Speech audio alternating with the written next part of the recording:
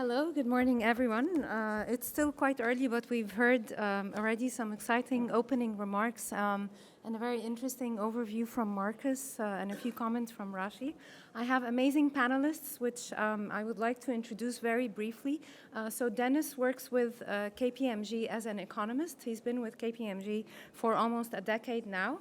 Sood is with Baker and McKenzie, and she focuses on regulation of AI and governance.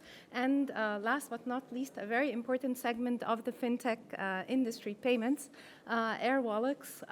We have Pranav Sood, who's going to be talking to us about some of the very fascinating use cases and implications of the use of AI. So without further ado, I invite the panelists to join me on in the front. We go in order. Joy, you missed one of the panelists, Jerzy, as well. Any order? Oh, that's no? okay. Should we go in? So let me start with Dennis, if I may, and if you can share with us some of your insights with regards to the macro perspective, the implications of AI. Marcus alluded to productivity and a number of other implications for talent. Absolutely, thank you, Joy. I'll start off, I think I'll echo a lot of what Professor Zacharidis just mentioned.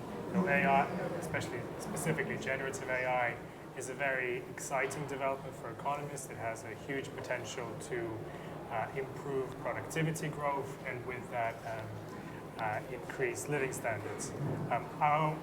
There's some suggestion that generative AI could represent general purpose technology, so really applicable to a huge range of economic sectors and tasks, which really would put it in the same league as some really major developments if you think of technologies in the past, things like the steam engine, things like information technology. Our own very early estimates and really very conservative estimates on the potential impact, we think around 30 or just over 30 billion pounds to UK GDP.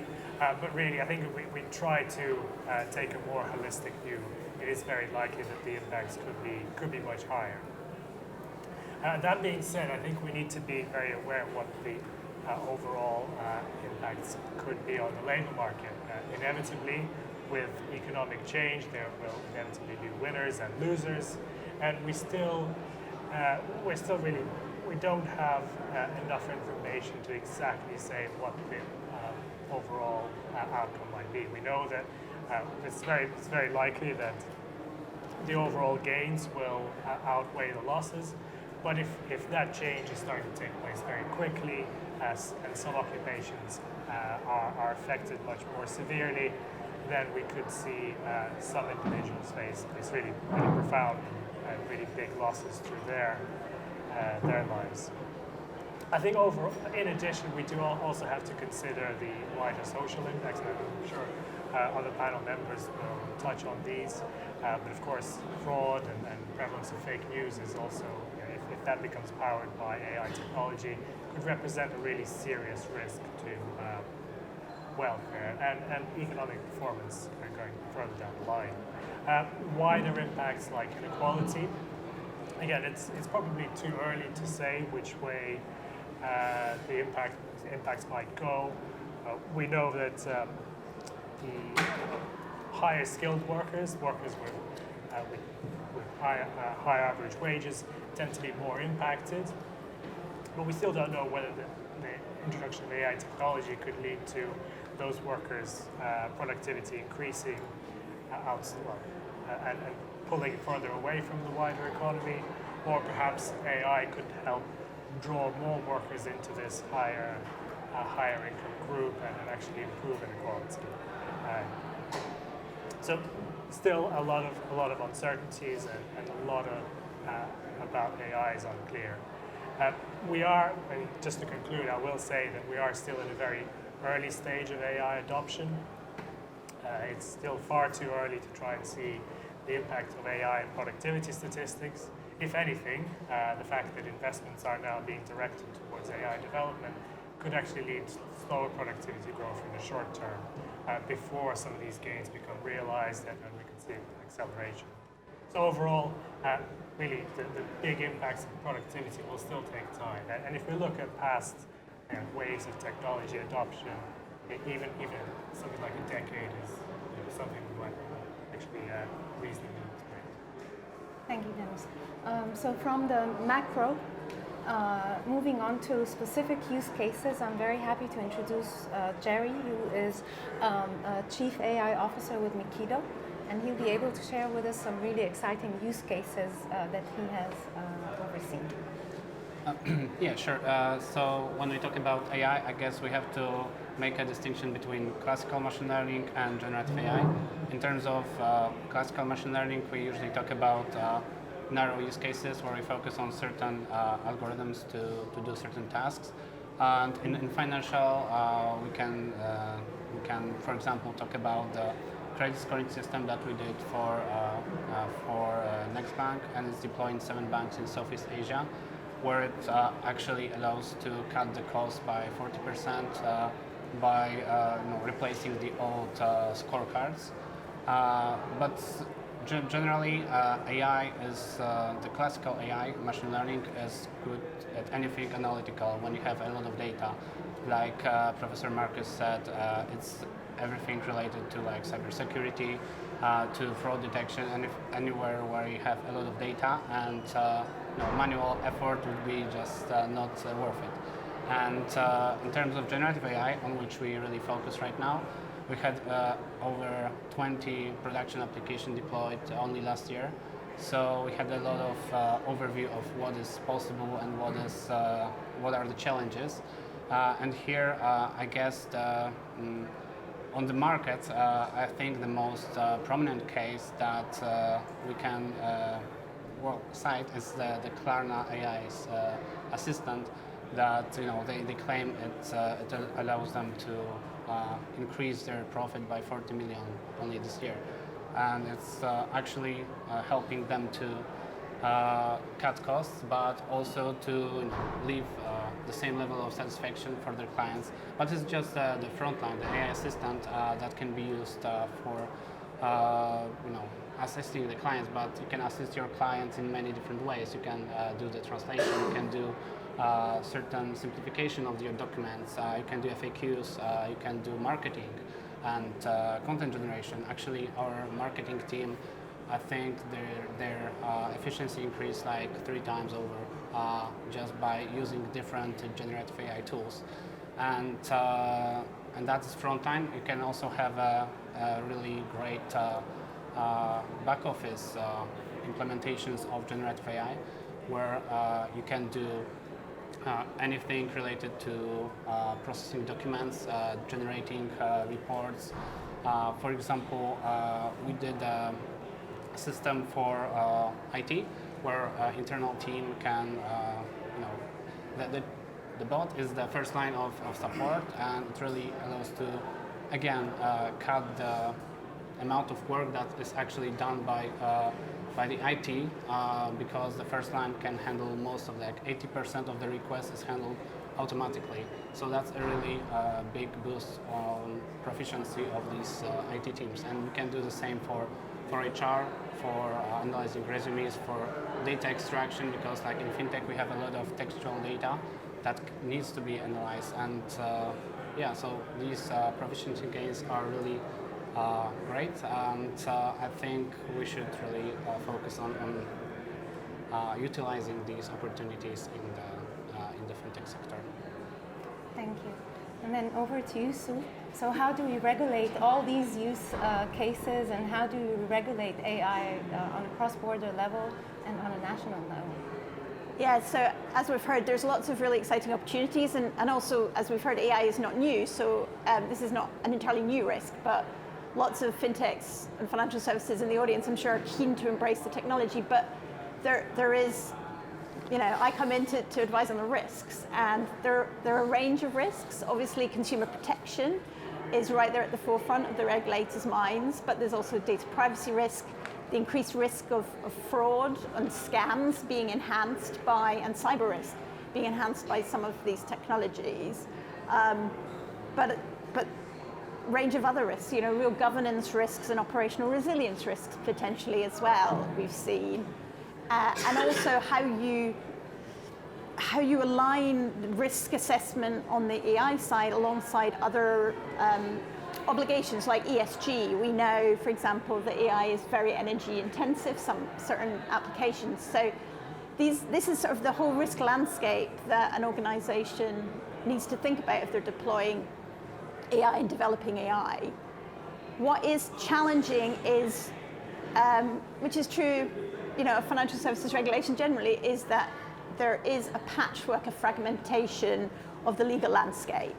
So if you're an organization looking at the risk, there is existing law, there's existing financial services law, consumer duty, SMCR, like there's all the financial regulation. If it applies, it applies. Here in the UK, we have decided to take a slightly different approach to our neighbours in the EU. So we haven't said we're going to implement a new piece of landmark legislation, but the government has announced principles and is expecting all the regulators, including the financial services regulators, to really look at the current rule book and see, where are the gaps and where are the risks, and do we have to implement new laws? I say that in the last 7 hours it has been leaked to the FT, or the FT has suggested that the government may actually be looking at some new legislation, but it looks like it would be quite targeted at these large generative AI foundation models. But that's the picture here. So if you're deploying AI, you really need to look at what's the use case, what are the risks, what legal issues do I need to address. You also have, though, the international landscape. So you do have the EU Act, which has identified certain financial services use cases as high risk, but also covers things like chatbots that lots of fintechs want to use, lots of financial institutions want to use, and the use of generative AI. So again, it's looking at, for your business, what laws are going to apply to me, where am I deploying the technology, am I developing, what's my role in the supply chain? But it's not particularly straightforward. And HR is another high risk use case, and we know lots of companies are looking at HR applications. On the positive side, I guess you could also say, is the regulators are getting more and more informed about the technology. They're embracing the technology themselves. The FCA is using the technology to help with sanctions screening, with monitoring for scams and regulatory compliance. But they're also helping the community. They are, helping up support services for innovation in this space. I think the other interesting angle that we're starting to see is really the securities type regulators really focusing on AI washing. So we've had greenwashing, but in March in the US, the SEC took action against some investment outfits that had been inflating or exaggerating their use of AI in the business. And I think that's another important angle. If you're a fintech looking for investment or looking to partner with a big financial institution, they will be very interested in understanding your compliance around AI, both in terms of your compliance, but also like really testing the extent to which you use AI. So my advice would also be, be transparent and open, and don't put too much puff around your use of AI, because it could come back to bite you. But as a result of that, I think for all the organizations that we work with, and I'm sure those of you in the audience, the key is really to look again at what you're doing around compliance, around technology, and augment and improve your processes so that you don't come unstuck when you're deploying these technologies. You want to be able to demonstrate that you are a responsible user of AI.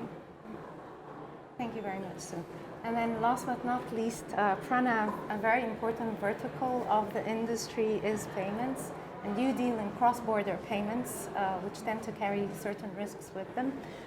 So what are the most exciting uses of AI in your vertical? Yeah, sure. Thanks, Joy. And isn't it great to start Monday with a FinTech silent disco? This is not how my weeks typically begin. Let me first just quickly introduce Airwallex and what we do, and then I can obviously answer Joy's question a bit more directly. We are a payments and financial platform for global businesses. We help our customers to collect money, to hold money, to convert money, and then send and spend that money around the world, both on a first-party basis, so helping them with their own financial needs, but also on a third-party basis as well, so helping them to build financial products for their customers. We do that at some scale, so we're now doing tens of billions of dollars a year in volume with hundreds of thousands of customers around the world. Now, going back to the question, what do we do with AI? How do we think about it in a practical sense in a business like ours? And fundamentally, there are two categories of use case that most people are doing. One is about information exchange, which is how can we find ways to more effectively and efficiently transmit information either between us and our customers or prospective customers, or else within our organizations between different teams or different divisions. Clearly, we're a very globally distributed business with a very complex product, and so the more that we can find ways to smooth that information exchange, the better. The kind of soft end of that spectrum is things like searchability of dev docs, allowing people to be able to look at your APIs in a way that is very friendly and easy to use. The kind of further edge of that is allowing them to query your product through a chatbot, or else look at the data that you generate as a payments business and analyze that without having to go and download things in a CSV and run a bunch of Excel or Google analysis. The other side of it is process and productivity improvement. I think the professor who spoke before us spoke a little bit to this. Clearly, there are very many relatively repetitive tasks that you have to perform as a financial services business, or indeed any business. For us, there are many of those, particularly in the form of operational and compliance support, that we are looking to apply AI to. Specifically, I think we've already seen a number of use cases where we've realized a true business benefit. So for example, as of course I'm guessing everyone would be aware, you have to do a certain amount of KYC when customers apply to use your product. Now with things like generative AI, you can use contextual search to be able to surface more quickly and more efficiently the places where humans need to dig in and understand in a deeper way what the customer is doing, whilst filtering out those cases which seem a lot more straightforward and easier to process. So I think those are the two brackets of use cases that we're seeing. But frankly, I think we're still relatively early as an industry in figuring out how to actually use generative AI in a way that delights customers. And frankly, I think I hear all fintechs basically saying the same stuff as I've just said about how AI is transforming their productivity or saving them money on costs. What I've not yet started to see is the wave of use cases that are actually allowing customers to experience your product in a more pleasant, more delightful way. So for example, we have a whole raft of products: acquiring, issuing, money in, money out, FX, et cetera, et cetera. Why couldn't we use AI to be able to accelerate the process of account setup? So when a customer who joins us from a particular vertical starts using the product, we say, look, we've already pre-configured your product in a certain way because that's how we see others in your industry using the product. And so the customer then doesn't necessarily need to know that AI is what's powering it, but they experience a use of our product which is fundamentally better, more efficient, and hopefully more delightful for them going forward. So lots of opportunity, but I think still relatively at the early stages of realizing that as a sector. Thank you, Pranav. And then if we can just do a round of last remarks or key takeaways that you would like to leave the audience in the room with. I'll start with Sood, if you don't mind. Yeah, I think what I'm seeing in terms of companies practically trying to tackle this is that a lot of it is around organizing your governance appropriately internally, which means getting the right people in the room, like understanding who in the business needs to be involved in making assessments around what AI to use, how to use it, and training and education. Because one of the first things that I would recommend, if you haven't already done, with some of the legislation and new rules that are coming in, as well as the existing rules, is really understand what you're already using. In a smaller organization like a fintech, it's probably easier and it's more transparent, but the bigger you are, actually part of the challenge can even be trying to get the information from the relevant business units as to what they're using, because they may not know that they are using AI as identified under particular rules. So I think key is getting rid of silos and really bringing a multidisciplinary team together across the organization to tackle this effectively. Thank you. And Jerzy? So I guess my piece of advice would be to, if you haven't already, just start using generative AI. And if you can't think of a use case to start with, then look at your operations and at the bottlenecks and the things that are basically requiring a lot of manual work, but and can be automated. But on the other hand, are easily guardrailed with some human in the loop or some data extraction where you can actually put someone to double check the results, because this way you'll be safeguarded against any potential issues, because well, the truth is that generative AI and AI is not well, foolproof. It can always make mistakes. So it will, in any practical application, make mistakes at some point, even the best algorithms. So be prepared for that. And yeah, maybe last piece of advice: don't trust any organizations, any tech companies that use LangChain for generative AI, because it's not ready for production. And I'm quite surprised that so many companies still claim that they can build production application of LangChain. It's great for building POCs because it's so easy to use, and basically every developer can do that. But it's not ready for production. So, well, if you want to know more about why, then you can reach out to me. But yeah, generally, don't trust anyone who claims that this is the great tool for building generative AI apps. And then Dennis, if you can just... Sure, I think just in terms of last thoughts, I think in terms of companies looking at potential applications of AI and how this might evolve in the future, I think there's really three potential areas that they should really be looking at in time wars. First of all, it's technology is also changing. They're looking at potential changes in technologies that are coming, how they can adapt it to their particular applications. Second of all, I think companies need to look at skills as well, because using AI, using algorithm for some different tasks will require changes in skills. So both educating the current workforce, but also looking at skills pathways once AI is in place. I think in many ways, if we're eliminating some of the more routine tasks or some of the more repetitive tasks within some of these knowledge industries, that does eliminate some of the early pathways for the staff that are progressing to higher levels. And last of all, and this is really more of a further down the line, is organizational changes will also have to be made to really take full advantage of the productivity gains of AI. It's at the moment, we're still early days. We're looking at current tasks, current occupations, and current activities. But really, the final transformation, final stage where we're trying to get to will involve all three stages, and that will involve some changes to the organization, to how some of these activities are carried out. Thank you. And Pranav? Yeah, very briefly, I think there's a lot of no-regret stuff that people should be doing around productivity improvement in particular. The two things I think people should definitely be thinking about, one is where can generative AI amplify your competitive advantage, particularly in relation to the data that you and your customers have got. The second question is how can you use it to actually design delightful customer experiences? I personally don't think customers care about having a chatbot on a website.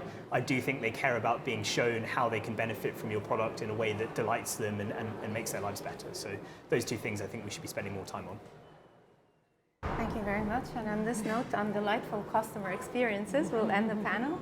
And we look forward to seeing you afterwards. Thank you.